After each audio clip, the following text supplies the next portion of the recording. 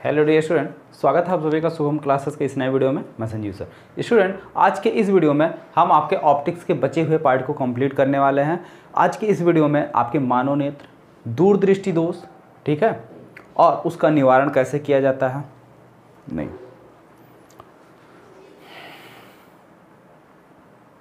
Hello dear student, स्वागत है आप सभी का शुभम क्लासेस के इस नए वीडियो में। मैं संजीव सर।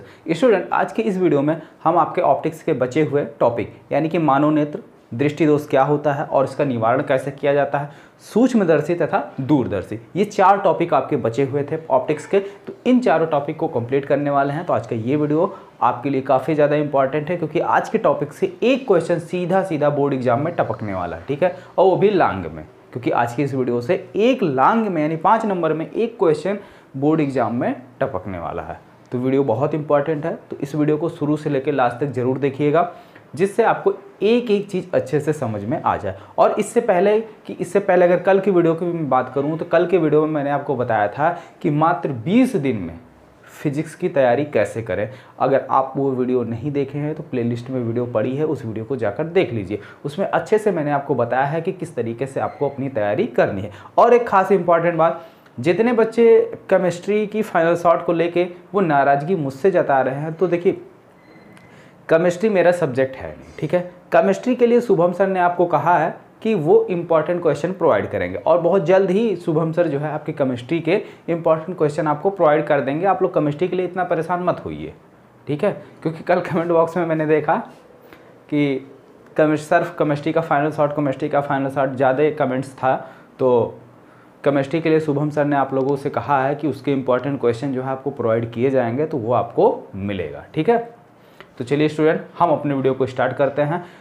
तो आज की इस वीडियो में हम बात करने वाले हैं, सबसे पहले तो बात करेंगे मानोनेत्र की, ठीक है, मानोनेत्र। हालांकि यहाँ से क्वेश्चन आपके बोर्ड एग्जाम में बनता नहीं है, तो इस पर बहुत ज़्यादा डिस्कशन नहीं करेंगे, ठीक है, क्योंकि मानोनेत्र आपके क्लास 10th का इंपॉर्टेंट टॉपिक है। और अगर आपको मानोनेत्र काफ़ी डिटेल में पढ़नी है तो आप शुभम क्लासेस के ही यूट्यूब चैनल पर आप मानोनेत्र सर्च करेंगे, मानोनेत्र यानी ह्यूमन आई, शुभम क्लासेस बगल में लिख देंगे तो आपको दिख जाएगा। मेरी वीडियो है, इस पर मैंने जो है क्लास 10th वालों को अच्छे से समझाया है। तो आपको बहुत डिटेल में अगर मानोनेत्र के बारे में जानना है तो वहाँ से आप देख सकते हैं। और इसके बाद बात करेंगे दृष्टि दोष की और इसका निवारण, ठीक है, दृष्टि दोष व इसका निवारण। तो इस पर जो है 60 में क्वेश्चन पूछे जाते हैं, 1 या 2 नंबर के।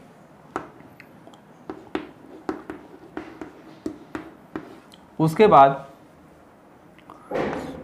सूक्ष्मदर्शी या जिसे आप बोलते हैं माइक्रोस्कोप। उसके बाद है दूरदर्शी, जिसे आप इंग्लिश में बोलते हो टेलीस्कोप।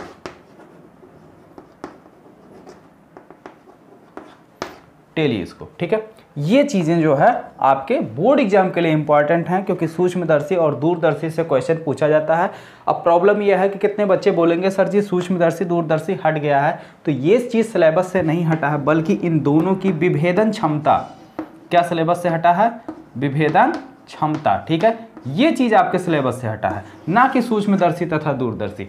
सूक्ष्मदर्शी तथा दूरदर्शी की विभेदन क्षमता, ये पॉइंट आपके सिलेबस से काट दिया गया है, ठीक है। तो चलिए, तो मानोनेत्र के बारे में आप लोग वहाँ से डिटेल देख लीजिए। ये जो है इससे क्वेश्चन जो है आपके बोर्ड एग्जाम में बहुत कम बनता है, एक आध बार बन गया है तो कोई दिक्कत नहीं है, लेकिन ज़्यादातर क्वेश्चन यहाँ से नहीं बनते। क्वेश्चन यहाँ से बनता है दृष्टि दोष तथा इसका निवारण। तो अगर हम दृष्टि दोष की बात करें तो मानोनेत्र में यानी ह्यूमन आई में 3 प्रकार के दृष्टि दोष पाए जाते हैं, ठीक है। एक होता है निकट दृष्टि दोष,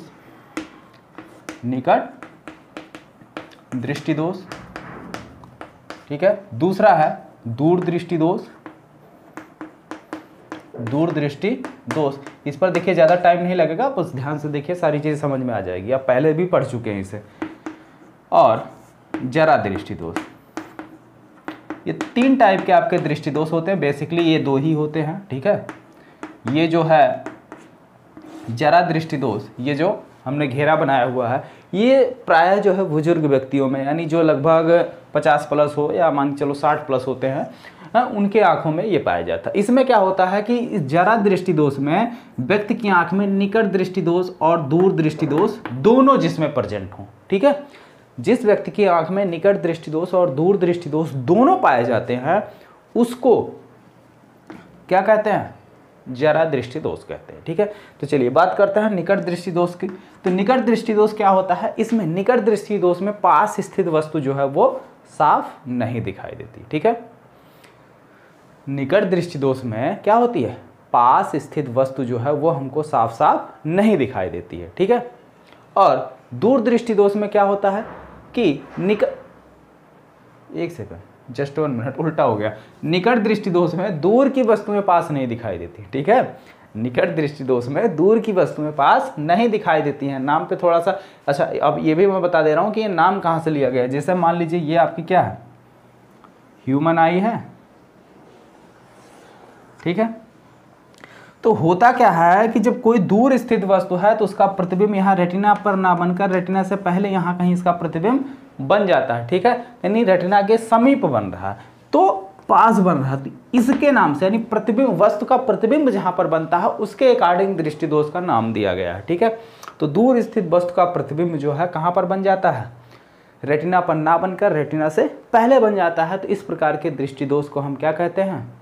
निकट दृष्टि दोष कहते हैं। और अगर हम दूर दृष्टि दोष की बात करें तो दूर दृष्टि दोष में पास स्थित वस्तु का प्रतिबिंब साफ साफ नहीं दिखाई देता। क्यों? क्योंकि पास स्थित वस्तु का प्रतिबिंब जो है वो कहां पर बनता है? रेटिना से दूर बनता है, रेटिना से दूर बनता है। ठीक है, और इसका जो निवारण है उचित फोकस दूरी का, ठीक है, उचित फोकस दूरी का उत्तल लेंस लगा के किया जाता है और निकट दृष्टि दोष में अवतल लेंस। ठीक है, और जरा दृष्टि दोष का निवारण जो है उचित फोकस दूरी के अवतल और उत्तल दोनों लेंसों को एक साथ लगाया जाता है। आप प्राय घर में देखे भी होंगे कि जो आपके बुजुर्ग व्यक्ति हैं या जैसे दादा हो गए या बाबा, ठीक है, तो अगर वो चश्मा लगाए होंगे तो उनकी आंख में देखोगे कि चश्मे में क्या होता है कि नीचे का पोर्शन, ठीक है, जैसे ये चश्मा है, ठीक है, तो यहाँ पे नीचे का पोर्शन थोड़ा सा अलग दिखेगा और ऊपर का पोर्शन थोड़ा सा अलग दिखेगा। तो इस प्रकार से, ठीक है, तो इस प्रकार से उनका जो है चश्मा होता है जिसमें आपके उत्तल लेंस और अवतल लेंस दोनों लगे हुए होते हैं। ठीक है, तो ये चीज़ क्लियर हो गया। बस इतना ही यहाँ से क्वेश्चन जो है थोड़ा नॉर्मली ही बनता है। चलिए बात करते हैं सूक्ष्मदर्शी की, ठीक है, जो कि काफ़ी ज़्यादा इंपॉर्टेंट है। यहाँ से क्वेश्चन जो है बनता है, न्यूमेरिकल भी इस पे बनते हैं। ठीक है, सूक्ष्मदर्शी। तो सूक्ष्मदर्शी को पढ़ने से पहले थोड़ा सा हम ये समझेंगे कि सूक्ष्मदर्शी होता क्या है। ठीक है, सूक्ष्मदर्शी है क्या। अगर हम सूक्ष्मदर्शी की बात करें, ठीक है, सूक्ष्मदर्शी या इसी को सरल सूक्ष्मदर्शी भी कहते हैं। तो सूक्ष्मदर्शी जो है सिंपली एक आपका प्रकाशिक यंत्र होता है। ठीक है, एक आपका प्रकाशिक यंत्र होता है जो वस्तु की प्रतिबिंब को क्या करता है? बड़ा करता है। ठीक है, एक सिंपल यानी सरल प्रकाशिक यंत्र होता है जो वस्तु की प्रतिबिंब को बड़ा करता है। क्या कहलाता? सूक्ष्मदर्शी कहलाता। और सरल सूक्ष्मदर्शी का प्रयोग हर जगह आपने देखा होगा, कार्यालयों में या फिर आपके स्कूल के लैब में भी होता है। सरल सूक्ष्मदर्शी वही होता है जो सिंपल एक उत्तल लेंस होता है। ठीक है, सरल सूक्ष्मदर्शी में सिंपल एक उत्तल लेंस होता है। उसको आप ऐसे बुक, जैसे बुक में कुछ चीज़ें लिखी हुई हैं तो उसके ऊपर आप रखेंगे लेंस को, तो वो अक्षर को क्या कर देता है? बड़ा कर देता है। ठीक है, लेकिन इसकी भी कुछ लिमिटेशन है। ये एनसीईआरटी के अकॉर्डिंग किसी भी वस्तु का प्रतिबिंब जो है केवल और केवल 9 गुना ही बड़ा करता है और नॉर्मल बुक के अकॉर्डिंग 4 गुना। ठीक है, तो काफ़ी, अब कितना बड़ा करता है कितना नहीं, अलग अलग बुक अलग अलग है, लेकिन एनसीईआरटी में जो लिखा हुआ है एनसीईआरटी के अकॉर्डिंग ये 9 गुना करता है। ठीक है, तो 9 गुना करने का मतलब बहुत ज़्यादा हो जाएगा। और चीज़ों को जैसे आप खुद ही देखो, मोबाइल में इमेज देखते हो, उसको बहुत जूम अगर कर दिया आपने तो क्या होता है? ब्लर हो जाता है, यानी फटने लगता है। क्लियरेंस चीज़ की नाम की कोई चीज़ रह ही नहीं जाती, क्लियरिटी बिल्कुल गायब हो जाती है। ठीक, तो उसी तरीके से यहाँ अगर चीज़ों को यानी वस्तु के प्रतिबिंब को बहुत ज़्यादा आवर्धित करेगा, बहुत बड़ा करेगा, तो उतना क्लियर नहीं दिखेगा। ठीक है, चलिए बात करते हैं इसकी। तो सूक्ष्मदर्शी चीज़ समझ में आई। सूक्ष्मदर्शी को काफ़ी डिटेल में पढ़ने से पहले आपको ये जानना जरूरी होता है दर्शन कोण क्या है। दर्शन कोण, कोई बताएगा दर्शन कोण क्या होता है? अगर किसी को पता हो तो जरा बताइए। देखिए, दर्शन कोण जो है किसी भी वस्तु के द्वारा आँख पर बना हुआ कोण क्या कहलाता है? दर्शन कोण कहलाता है। ठीक है, किसी भी वस्तु द्वारा आंख पर बनाया गया कोण क्या कहलाता है? दर्शन कोण कहलाता है। जैसे ये आपका वस्तु है, ठीक है, ये आपका वस्तु ए बी है, और मान लो यहाँ से हम क्या कर रहे हैं, यहाँ से हम, अरे यार आँख कैसे बनती है भाई, ऐसे हो गया। ठीक है, तो इस वस्तु के द्वारा आँख पर कितना कोण बन रहा, मान लेते हैं ये कोण थीटा बन रहा है, और ये वस्तु जो है आँख से स्पष्ट दृष्टि की न्यूनतम दूरी पर रखी गई है। स्पष्ट दृष्टि की न्यूनतम दूरी, वस्तु कहाँ है? स्पष्ट दृष्टि की न्यूनतम दूरी। ठीक है, तो स्पष्ट दृष्टि की न्यूनतम दूरी को हम डी से डिनोट करते हैं, और इसकी वैल्यू होती है 25 सेंटीमीटर एक स्वस्थ आँख के लिए। ठीक है, और अगर वस्तु की हाइट हम h ले लें तो दर्शन कोण हमारा क्या कहलाएगा? थीटा। ठीक है, किसी भी वस्तु द्वारा आंख पर बना हुआ कोण, ठीक है, कोई भी वस्तु अगर स्पष्ट आंख से स्पष्ट दृष्टि की न्यूनतम दूरी पर रखा हुआ है तो उस वस्तु के द्वारा आंख पर जो कोण बनता है उसे हम कहते हैं स्पष्ट दृष्टि की न्यूनतम दूरी। ठीक है, और जो ये कोण बनाता है उसे कहते हैं दर्शन कोण। ठीक है, दर्शन कोण। चलिए आगे देखिए, सरल सूक्ष्मदर्शी। ठीक है, ज़्यादातर बोर्ड एग्जाम में यही पूछा जाता है, सरल सूक्ष्मदर्शी। तो सरल सूक्ष्मदर्शी वैसे बेसिकली होता कुछ नहीं, अभी अभी हमने आपको बताया कि सरल सूक्ष्मदर्शी एक सिंपल सा आपका क्या होता है? कॉन्वेक्स लेंस होता है, यानी कि उत्तल लेंस होता है। तो चलिए मान लेते हैं ये हमारा क्या, एक सरल सूक्ष्मदर्शी है, यानी एक कॉन्वेक्स लेंस है।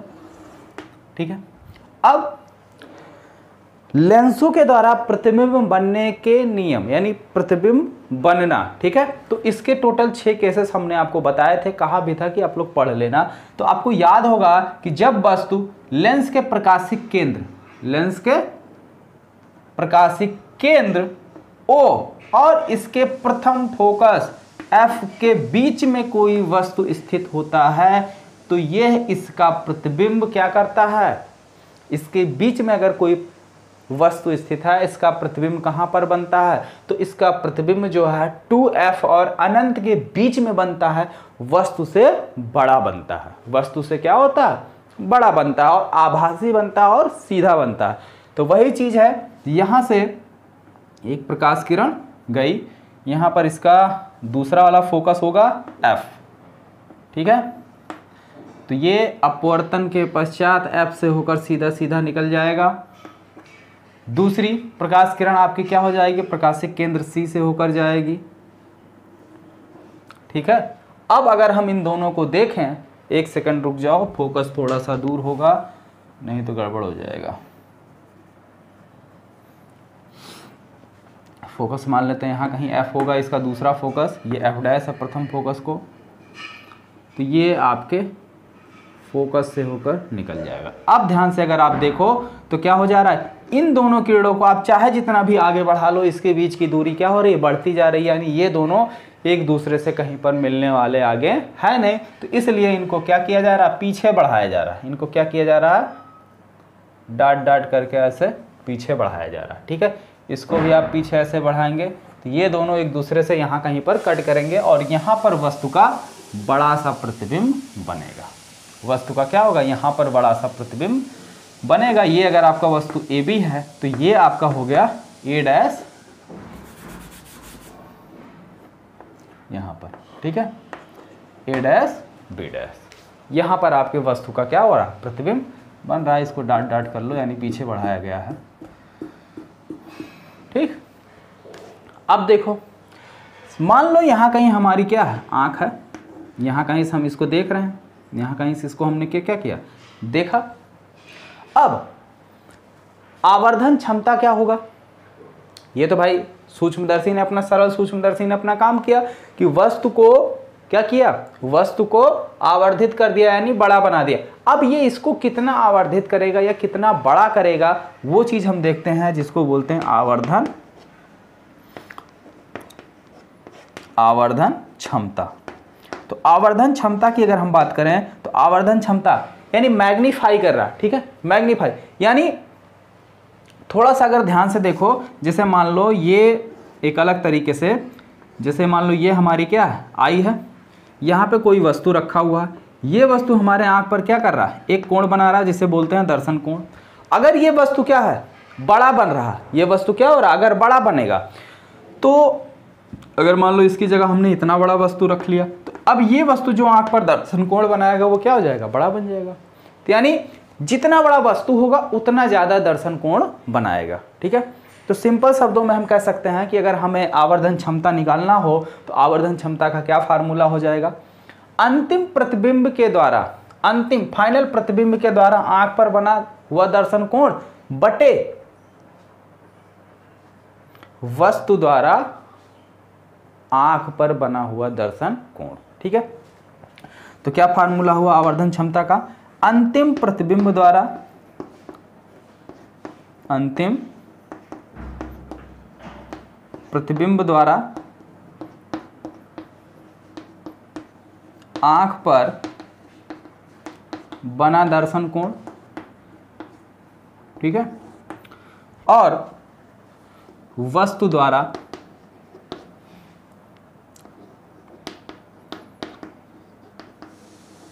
आंख पर बना दर्शन कोण। ठीक है,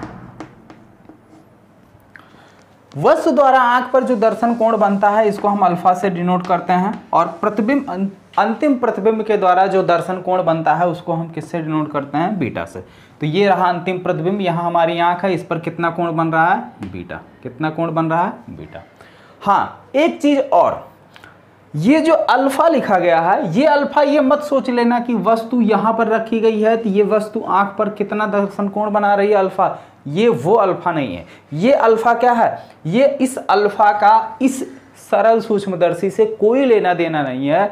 ये जो अल्फा है, ये अल्फा है नॉर्मली नग्न आंख से वस्तु को स्पष्ट दृष्टि की न्यूनतम दूरी पर रखने पर वो वस्तु आंख पर जो कोण बनाता है वो है ये अल्फा, यानी दर्शन कोण। जैसे मान लो ये स्पष्ट दृष्टि की न्यूनतम दूरी है और वस्तु हमारी क्या है, यही वस्तु AB को हम क्या कर रहे हैं, आंख से स्पष्ट दृष्टि की न्यूनतम दूरी पर रख रहे हैं बिना किसी लेंस के लगाए। उस कंडीशन में ये वस्तु जो है हमारी आंख पर जो कोण बनाता है वो होता है अल्फा। ठीक है, उसको बोलते हैं अल्फा। ठीक है, तो अल्फा और बीटा में चीजें समझ में आई। अल्फा क्या चीज है कि वस्तु स्पष्ट दृश्य की न्यूनतम दूरी पर बिना किसी यानी नग्न आंख पर बनाया गया दर्शन कोण अल्फा कहलाता है। और बीटा क्या है, बीटा जो है सूक्ष्मदर्शी के द्वारा, यानी सूक्ष्मदर्शी जब लगा दी गई है उस कंडीशन में अंतिम प्रतिबिंब के द्वारा आंख पर बना हुआ दर्शन कोण। ठीक है, इतनी बात समझ में आई। अगर हम वस्तु की ऊंचाई, ये हमारी वस्तु क्या है, AB है। ठीक है, तो यहां से अगर हम अल्फा का मान निकालें, यहां से तो हमें अल्फा का मान निकलेगा नहीं, लेकिन tan अल्फा जरूर मिल जाएगा। tan अल्फा इक्वल टू क्या मिल जाएगा, लंब बटे आधार। लंब आपका कितना, AB बटे आधार कितना, D। अब जरा एक चीज बताओ कि सूक्ष्मदर्शी के द्वारा हम क्या करते हैं, कोई बहुत बड़ी चीज, हाथी को तो देखते नहीं, छोटी चीज को देखते ना, जैसे चींटी हो गई या और छोटी चीज हो गई। तो मान लो चींटी इतना सा कहीं होगा तो ये हमारी स्पर्श जिसकी न्यूनतम दूरी D है। अब ये आंख पर ऐसे जो कोण बनाएगी अल्फा काफी छोटी होगी। ठीक है, काफी क्या हो जाएगी, छोटी हो जाएगी। तो ऐसी कंडीशन में क्या, अल्फा इज वेरी स्मॉल, और जब अल्फा क्या है, बहुत छोटा है, तो tan अल्फा इक्वल टू क्या हो जाएगा, अल्फा। अल्फा इक्वल टू कितना मिलेगा, AB अपॉन D। ये आपका अल्फा का मान निकल गया। आ जाओ बीटा का मान निकालते हैं। अंतिम प्रतिबिंब यहां है, तो ये ध्यान से देखो, ये अंतिम प्रतिबिंब A' B' जो कोण बना रहा है वही कोण तो ये भी बना रहा है, AB। ठीक है, तो यानी यहां से tan बीटा इक्वल टू क्या हो जाएगा, tan beta equal to AB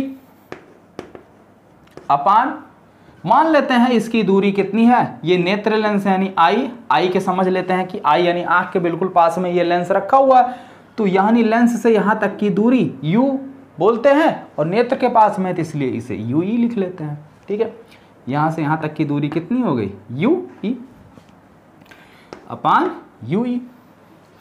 since beta is very small, beta क्या है, बहुत छोटा है। कैसे बहुत छोटा है, हमने बताया ना सूक्ष्मदर्शी का प्रयोग हम क्या करते हैं, काफ़ी छोटी चीज़ को देखने के लिए करते हैं।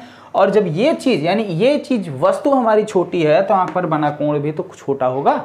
इससे भाई हाथी या फिर ऊँट जिराफ तो देखेंगे नहीं, छोटी छोटी चीज़ ही तो देखेंगे। तो बीटा बहुत छोटा है, अतः tan बीटा बराबर बीटा AB अपान UE। ठीक है, अब आवर्धन क्षमता को कैपिटल M से डिनोट करते हैं। अब वैल्यू रख लो, कैपिटल M इक्वल टू अंतिम प्रतिबिंब द्वारा बना हुआ कोण बीटा कितना निकल गया, AB अपान UE, AB अपान UE अपान अल्फा, अल्फा का मान कितना है, AB बटे D, AB बटे D, D चला जाएगा आपका ऊपर। जब भिन्न से भिन्न में क्या होता है, भाग होता है, जैसे मान लो A बटे B और टोटल बटे C बाई D, तो ये क्या होता है, ये हो जाता है A बटे B गुणे D बटे C, यही ना हो जाता है। इसे नीचे वाली चीज़ पलट जाती है और सीधे सीधे मल्टीप्लाई हो जाता है, तो वही काम यहाँ कर लो। तो AB बटे UE गुणे D बटे AB, तो AB से AB क्या हो गया, कैंसिल हो गया, आया क्या, D बटे UE। तो आवर्धन क्षमता M इक्वल टू कितना निकल के आ गया, D अपान UE, D अपान UE। ठीक है, ये हमारे सरल सूक्ष्मदर्शी की आवर्धन क्षमता है। ठीक है, इतनी बात समझ में आ गई। चलिए अब इस पर दो केस देखते हैं, दो केसेस की स्टडी करते हैं। यानी मैक्सिमम मैग्निफिकेशन, आवर्धन क्षमता का मान कब अधिकतम होगा और कब न्यूनतम होगा, यानी इस वस्तु को हम कहाँ रख दें कि जो मिलने वाला प्रतिबिंब है वो बहुत बड़ा बन जाए, और इसको हम कहाँ रख दें कि छोटे से छोटा मिले। ठीक है, वो कंडीशन निकालते हैं। यहाँ तक चीज़ समझ में आ गई। देखिए भाई, चीज़ें समझने के लिए कुछ आपको एक्स्ट्रा करने की ज़रूरत नहीं है। जैसा कि मैंने आपको बताया कि सरल सूक्ष्मदर्शी होता क्या है, होता कुछ नहीं, सिंपल सा आपका एक उत्तल लेंस होता है। ठीक है, और उत्तल लेंस में वस्तु का प्रतिबिंब वस्तु के बराबर, मतलब वस्तु जैसे है सीधा और आभासी वस्तु से बड़ा किस कंडीशन में बनता है, वो एक ही कंडीशन में वस्तु से बड़ा बनता है और सीधा। हालांकि वस्तु से बड़े और कंडीशन में बनते हैं लेकिन वो उल्टा बनता है, लेकिन सीधा कहाँ बनता है, सीधा बनने का एक ही केस है, और कौन सा है, जब फोकस और प्रकाशिक केंद्र के बीच में रखोगे, तो ये फोकस और प्रकाशिक केंद्र के बीच में यहाँ पे वस्तु को रखा गया। ठीक है, और इसका ये किरण आरेख दिखाया गया, ये सिंपल चीज है। और अंतिम प्रतिबिंब वस्तु पे जो हमारी आंख पर जो कोण बना रहा, और आंख को मान लेते हैं हम, ये जो लेंस हमारा बिल्कुल आंख के पास ही है। ठीक है, तो आंख पर जो कोण बना रहा है उसे हम कहते हैं दर्शन कोण बीटा, प्रतिबिंब के द्वारा। ठीक है, और एक और होता है जब बिना किसी लेंस के वस्तु यानी AB हमारी आंख पे जो कोण बनाता है उसे कहते हैं अल्फा। ठीक है, तो आवर्धन क्षमता का फार्मूला होता है बीटा बटे अल्फा, यानी अंतिम प्रतिबिंब द्वारा आंख पर बना कोण बटे वस्तु द्वारा आंख पर बना दर्शन कोण। ठीक है, रख लिया गया, मान निकाल लिया गया, बीटा का मान यहां से निकाल लिया, अल्फा का मान ये होता है। ठीक है, अल्फा का मान, और पहले भी मैं बता चुका हूं कि अल्फा का इस फिगर से कोई लेना देना। ठीक है, और अल्फा और बीटा का मान यहां से, बीटा का मान यहां से निकाल लिया और अल्फा का मान वहां से। ठीक है, फिर बता दे रहा हूं कि अल्फा का इस फिगर से कोई लेना देना नहीं है। ठीक है, उसके बाद रख के इसको सॉल्व किया तो आवर्धन क्षमता का फार्मूला ये निकल कर आ गया। ठीक है, अब इस पर दो केसेस देखते हैं। ठीक है, तो आवर्धन क्षमता का क्या फार्मूला निकल के आया है, इसको आप लोग नोट करिए।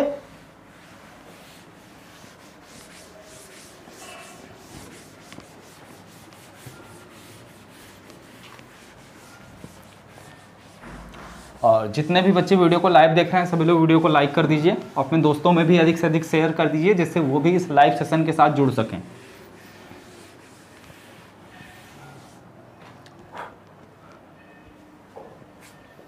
तो आवर्धन क्षमता M इक्वल टू क्या फार्मूला आया था, D अपान U, D अपान U।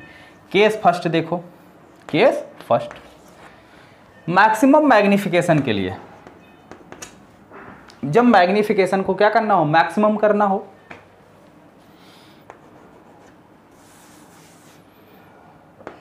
अधिकतम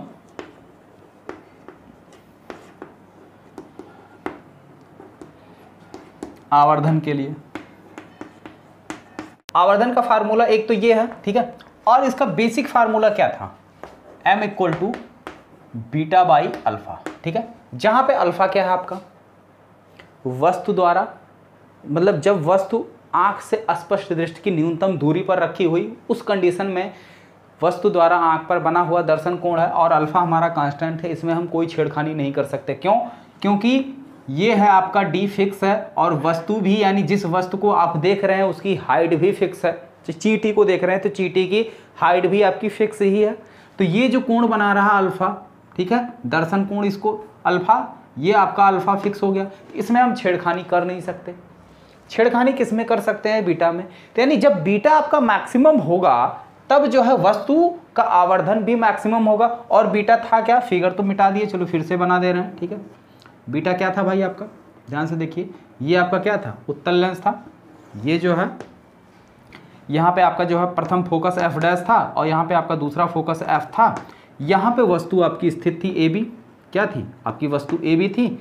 यहाँ से एक प्रकाश किरण ऐसे गई और उसके बाद ये फोकस से होकर ऐसे निकल गई, और एक प्रकाश किरण प्रकाशिक केंद्र सी से होकर जाती है। अब इन दोनों को देख रहे हैं, आगे बढ़ाएंगे तो और बढ़ते हुए फैलते हुए जा रहे हैं, तो मिलेंगे नहीं। तो इनको क्या किया गया था, पीछे ऐसे बढ़ाया गया था। इनको क्या किया गया था, ऐसे पीछे बढ़ाया गया था, ठीक है। तो जब इनको पीछे बढ़ाया गया था तो ये एक दूसरे से यहाँ पे कट किए थे, और यहाँ पे वस्तु का प्रतिबिंब हमको मिल रहा था, ठीक है। यहाँ पे वस्तु का प्रतिबिंब जो है वो मिल रहा था।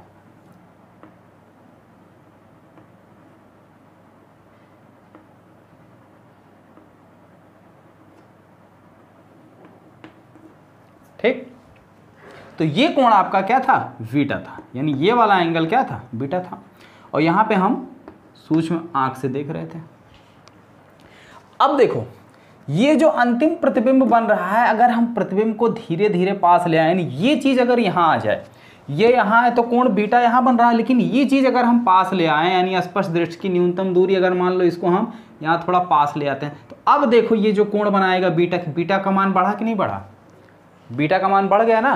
तो यानी जब अंतिम प्रतिबिंब स्पष्ट दृष्टि की न्यूनतम दूरी पर बन जाएगा तब आवर्धन क्या होगा, मैक्सिमम होगा। यानी ये चीज अंतिम प्रतिबिंब जैसे जैसे हम अपनी आंख के क्या कर रहे हैं, पास ले आ रहे हैं। अरे भाई जैसे सिंपल सी चीज है, देखो जैसे ये मार्कर मैंने लिया, इसमें कुछ छोटे छोटे चीज लिखे हुए हैं, तो दूर है, नहीं दिख रहा है, धीरे धीरे ऐसे ऐसे पास ले आ रहे हैं तो ये हमको दिखने लगा, लेकिन और पास ले आ रहे हैं तो ये बिल्कुल ब्लर हो जा रहा है। तो यानी कहाँ पर ये स्पष्ट दिख रहा है, स्पष्ट दृष्टि की न्यूनतम दूरी पर ये बिल्कुल साफ साफ स्पष्ट दिखता है, ठीक है।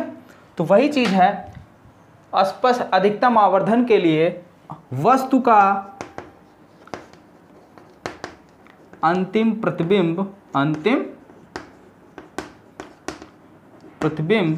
स्पष्ट दृष्टि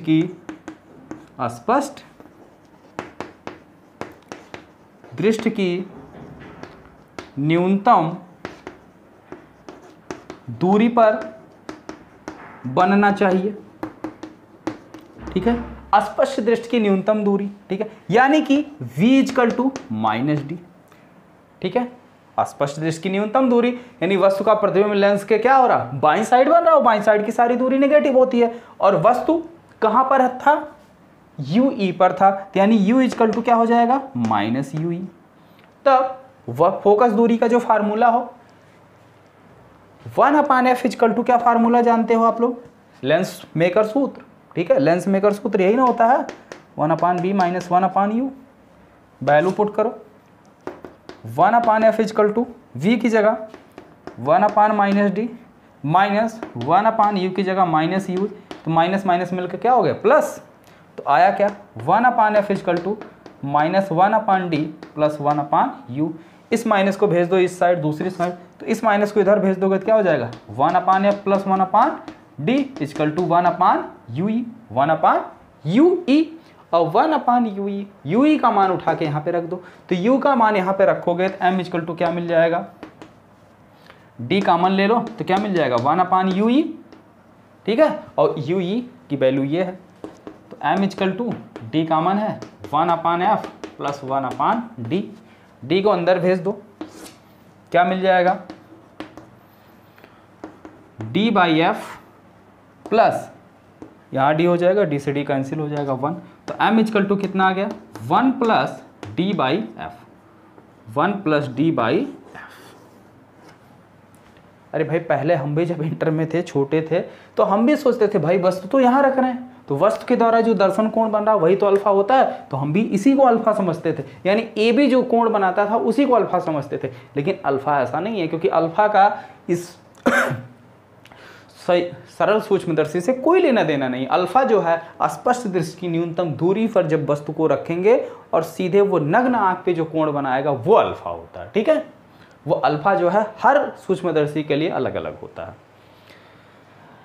ये तो हो गया अधिकतम मैग्निफिकेशन, यानी कि अधिकतम आवर्धन के लिए। अब दूसरा केस देखो, मिनिमम यानी नॉर्मल एडजस्टमेंट के लिए। ठीक है, दूसरा देखो केस 2।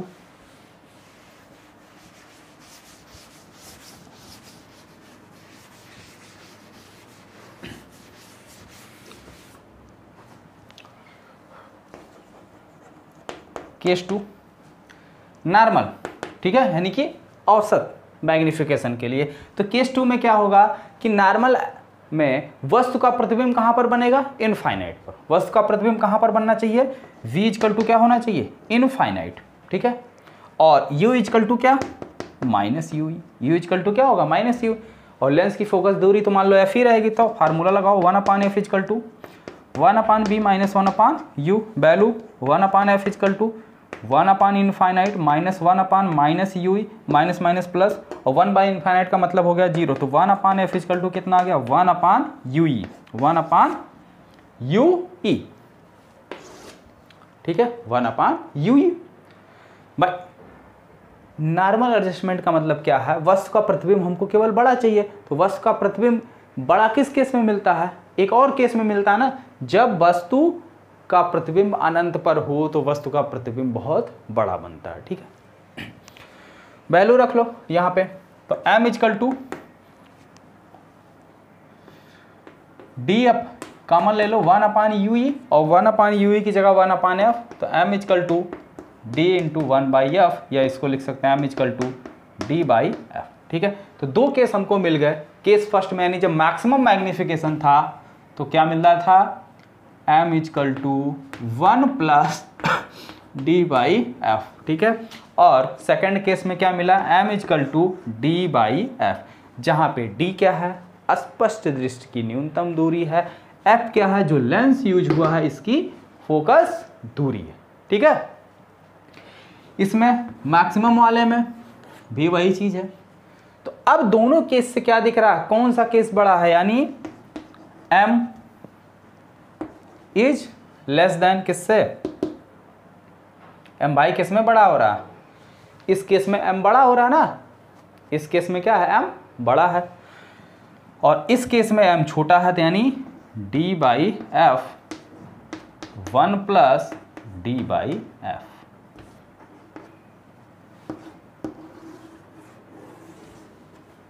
ठीक है, इतनी बात समझ में आ गई अच्छे से। भाई इसमें क्या था, ये आपका था सरल सूक्ष्मदर्शी, इसमें और कुछ एक्स्ट्रा कुछ नहीं था, बस सिंपल सा एक उत्तल लेंस था।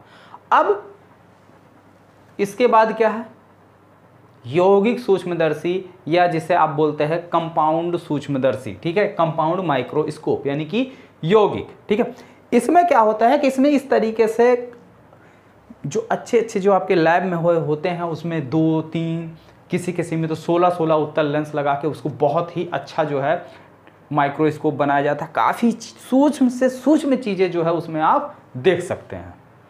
तो जितना ज़्यादा लेंस आप इस्तेमाल करेंगे उतना ही बढ़िया आपको माइक्रोस्कोप मिलेगा। और इसके बाद एक होता है दूरदर्शी। दूरदर्शी में क्या होता है कि दूर कोई वस्तु स्थित है तो उसको हम करीब ला के देखते हैं, यानी पास में उसको ऐसा कुछ सेटअप करते हैं कि वो जो दूर स्थित वस्तु है उसका प्रतिबिंब जो है स्पष्ट दृष्टि की न्यूनतम दूरी पर बन जाए, यानी बिल्कुल पास आके बने। ठीक है, इतनी बात समझ में आ गई।